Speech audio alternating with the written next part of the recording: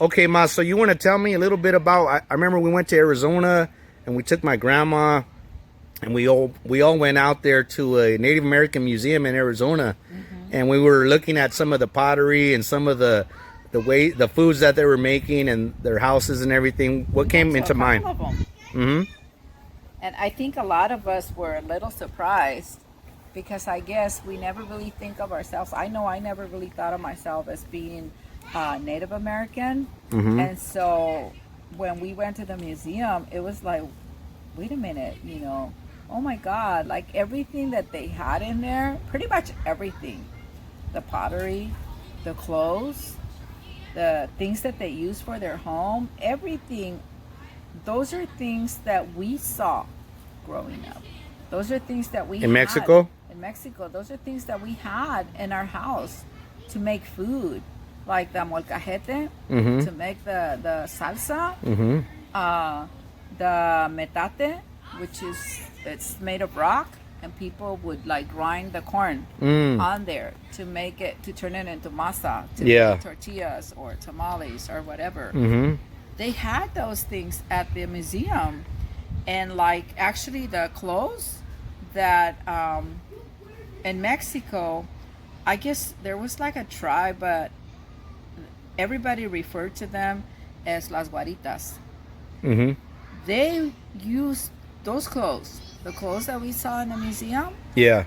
They used to wear those clothes. And back in the day, people were so poor that some people couldn't even afford to have like mattresses. I mean, or even a bed. So there was this thing called petate, which was made of like straw. Yeah. And they had those in the museums.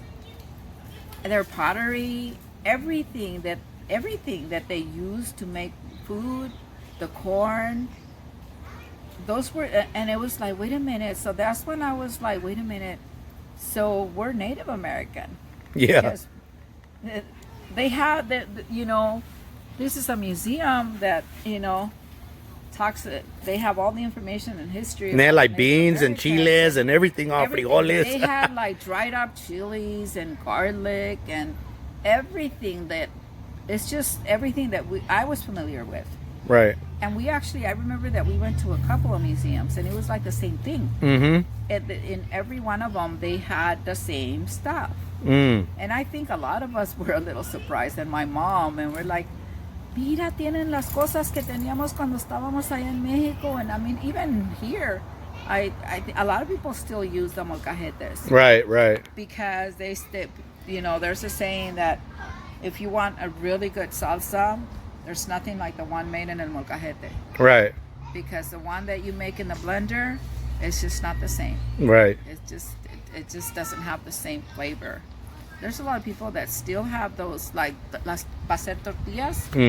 Those nowadays they sell them and they're made of metal and they're smaller, they're lighter. But back in the day they were made of wood, and they were like big and bulky, and they had those in the museums. Yeah.